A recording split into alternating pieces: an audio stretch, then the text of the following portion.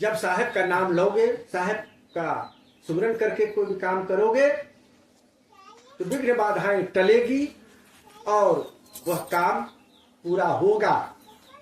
Late हो जाए, देर हो जाए, क्योंकि जब तक शुभ समय नहीं आएगा, शुभ घड़ी नहीं आएगा तो पूरा होगा वो काम। वातु के महत्व केवल कबीर पंथ में नहीं, हर मतपंथ संप्रदाय में है।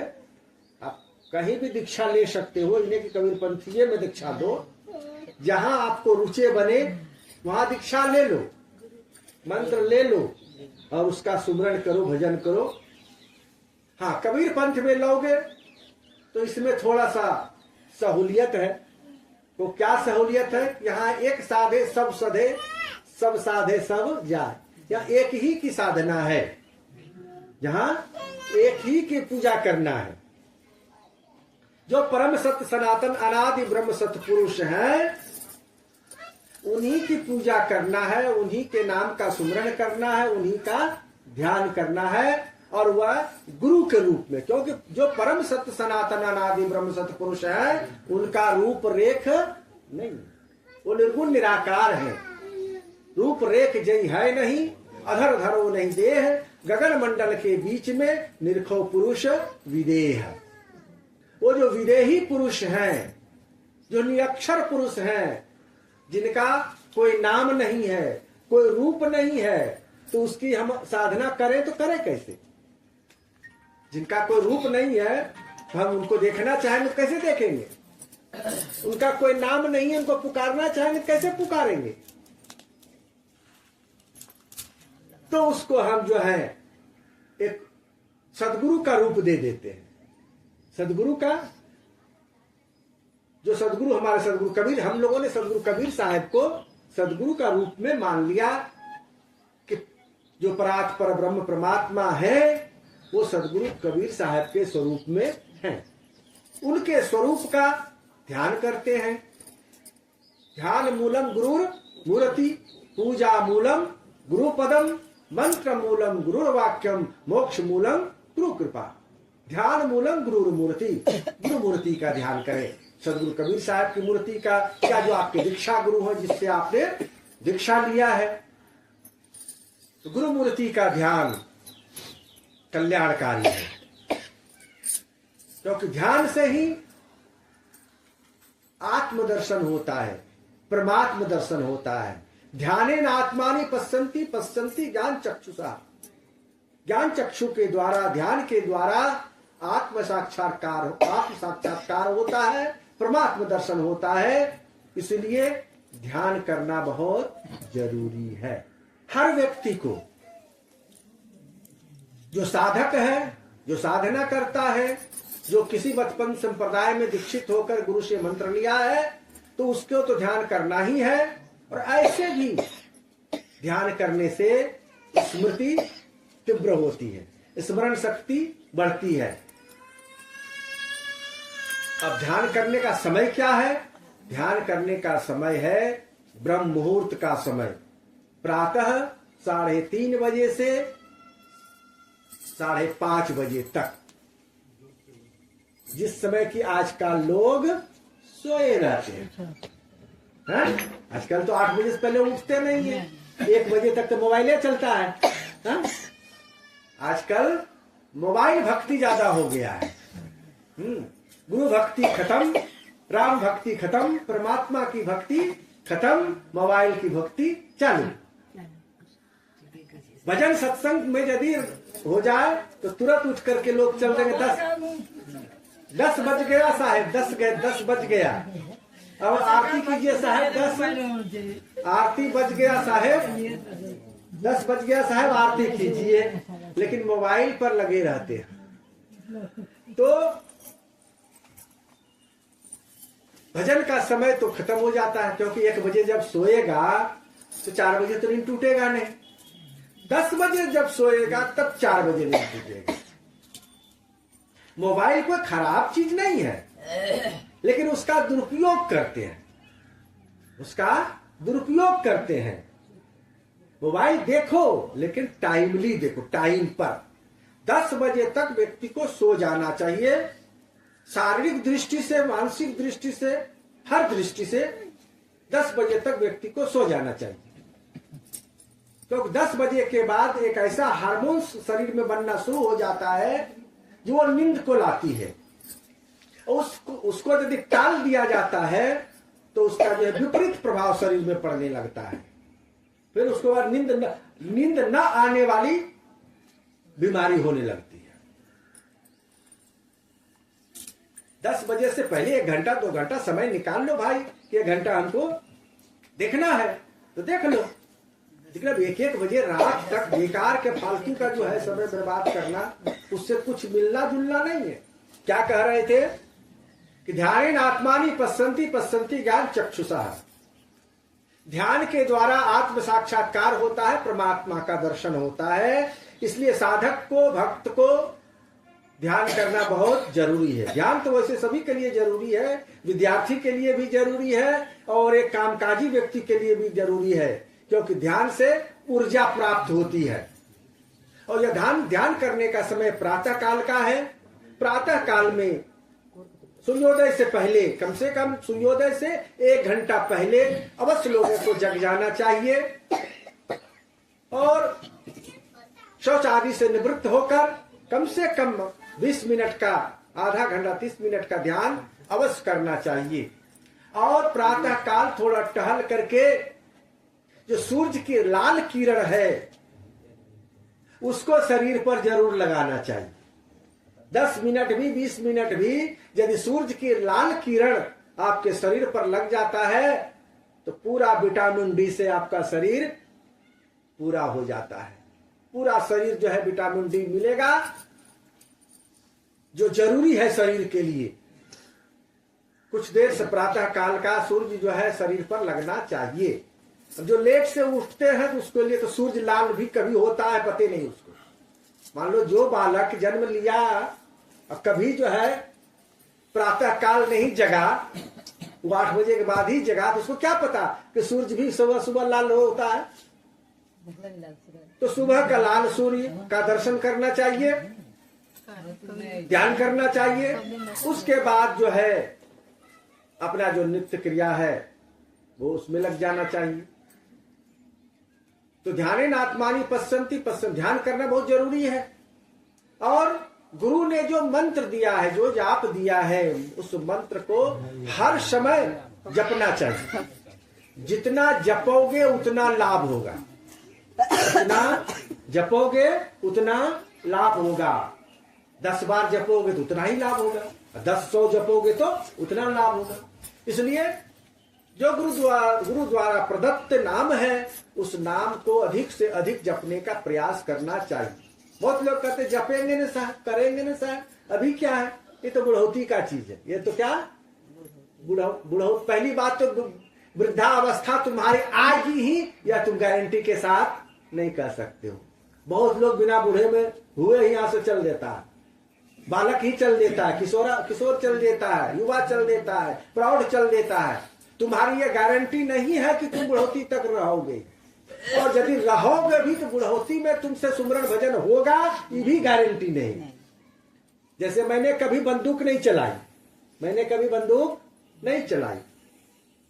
तो आप लोग चलाए हो तो बात अलग है। हमने कभी बंदूक को हाथ में छुआ नहीं, कभी चलाया नहीं। और वृद्धावस्था में अचानक कोई हमको बंदूक दे दे और कहे कि इसको चलाइए, तो चला पाएंगे क्या? नहीं चला पाएंगे।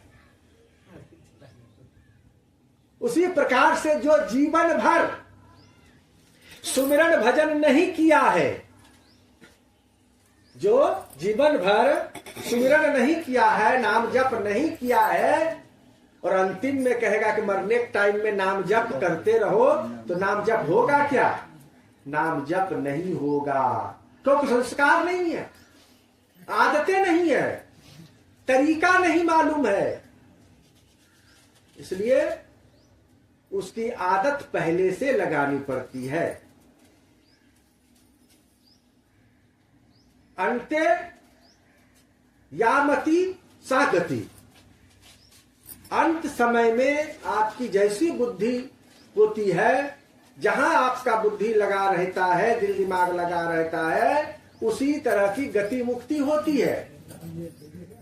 प्राण छूटते समय यदि परमात्मा का नाम लेते हुए, सदगुरु का ध्यान करते हुए, सदगुरु का ध्यान करते हुए, उनका नाम लेते हुए यदि प्राण छूटता है तो सदगति मिलती है।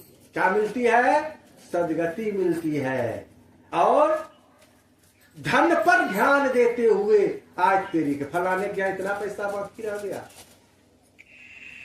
फलाने का तो बेटा तो बताइए नहीं फलाना क्या बाकी है, इतना धन बाकी, इतना धन मैंने जीवन भर कमाया, अब हम जा रहे हैं, अरे अभी तो हम भोग भी नहीं कर पाए।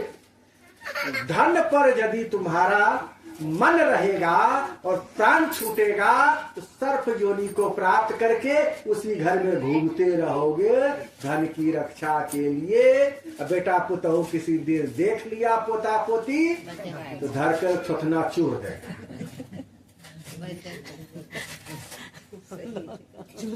यदि घर मकान देखे बहुत बढ़िया बिल्डिंग बनाए हैं, इतना सुंदर बिल्डिंग पेंटिंग उंटिंग करके एकदम तैयार, बस मकान को देखते हुए ही मकान की वासना लेकर के यदि प्राण छूटेगा तो छिपकली में जन्म होगा, दीवार पर घूम घूम करके समूचा घर को देखते रहना।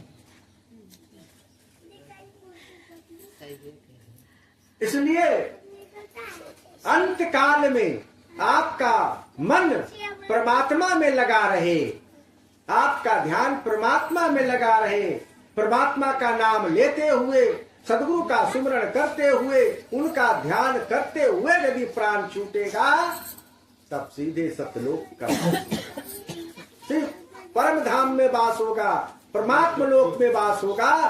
यह संस्कार शुरू से बनाना पड़ता है। इकट्ठे कहोगे कि उसी समय करेंगे तो ऐसा नहीं होगा।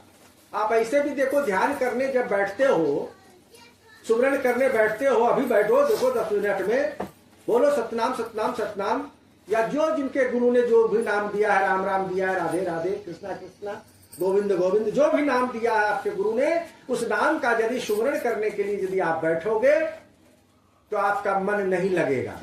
2 4 10 बार बोलोगे, बगल से तुम्हारा मन जो है ना कहीं न कहीं चला जाएगा, कुछ न कुछ सोचने लगेगा। ना तो नाम बोल रहे हो सतनाम सतनाम सतनाम श्री राम श्री राम श्री राम, लेकिन मन तुम्हारा कहीं कहीं दूसरे जगह भाग रहा है और नाम इधर छूट गया, नाम छूट गया, नाम छूट जाता है क्योंकि मन तो भाग रहा है इस दुनिया में, क्योंकि ये मन बड़ा तेज है, बड़ी तेज गति वाला। ई मन चंचल, ई मन चोर, ई मन शुद्ध ठगहार, मन मन करत सुर नर मुनि, मन के लक्ष्य द्वार। लाखों दरवाजे वाला यह मन बड़े बड़े ऋषि मुनियों को नहीं छोड़ा तो तुमको क्या छोड़ेगा। इतनी गति से यह पहुंच जाता है जहां का तहां, ठिकाना नहीं। इसलिए भजन करने का अभ्यास करना पड़ता है। अनाभ्यासी विषम विद्या अजीर्णम भोजनम विषम। बिना अभ्यास का विद्या जैसे चली जाती है, जैसे एक दिन याद कर लिया, पढ़ लिख कुछ कोई चीज, उसको छोड़ दिया तो 2 4 महीने के बाद वो भूल जाता है। उसी प्रकार से ध्यानाभ्यास और नाम सुमरण कुछ दिन किया और उसके बाद छोड़ दिया तो वो याद नहीं रहेगा, वो भूल जाओगे, वो काम नहीं आएगा। निरंतर करते रहना चाहिए, रोज रोज आधा घंटा 1 घंटा जितना समय मिले बैठ करके ध्यान सुमरण करो। और नाम तो हरदम जपते रहो, चलते फिरते उठते बैठते, हर समय जब भी मौका लग जाए तो मन ही मन सतनाम सतनाम सतनाम सतनाम सतनाम करते रहो। दुनियादारी की बात बगल से मन में आएगा, आने दो, तुरंत फिर लौटा लो मन को, अरे हम कर रहे सुमरण भजन, तू कहां जा रहा, तू भी आके बैठ के कर। रोज मन को समझाओगे तब सुमरण भजन होगा। बिना सुमरण भजन का कल्याण नहीं होगा। संसार की कितनी भी पदार्थ है, कितना भी मेहनत परिश्रम करके जमा कर लो, वो संसार तक ही रहेगा। इसके संसार के बाहर तुम्हारे साथ वो जाने वाला नहीं है। सुकृत सुंदर कर्म करोगे, सुकृत कर ले नाम सुमर ले को जाने कल की। कल की कौन जानता है कल क्या होगा, इसलिए सुंदर कर्म करते जाओ। और सुकृत कर्म क्या है? सुकृत कर्म भजन है। सुंदर सबसे सुंदर कर्म परमात्मा का भजन करना है। और जो कर्म है वो अच्छे कर्म है और बुरे कर्म है। और कर्म अच्छा कर्म है और बुरा कर्म है, शुभ कर्म है अशुभ कर्म है।